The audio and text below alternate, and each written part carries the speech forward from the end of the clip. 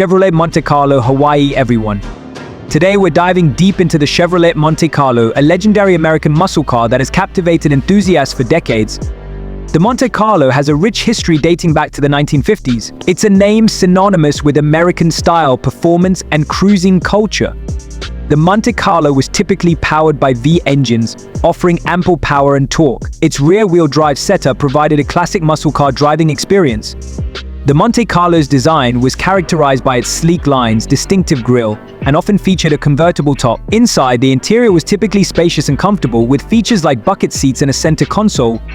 The Monte Carlo's unique selling points included its stylish design, powerful performance, and comfortable interior. It was a popular choice for cruising, road trips, and enjoying the open road. The Chevrolet Monte Carlo is a timeless classic that continues to capture the hearts of car enthusiasts. With its iconic design, powerful performance, and comfortable interior, it's a vehicle that offers a truly unforgettable driving experience.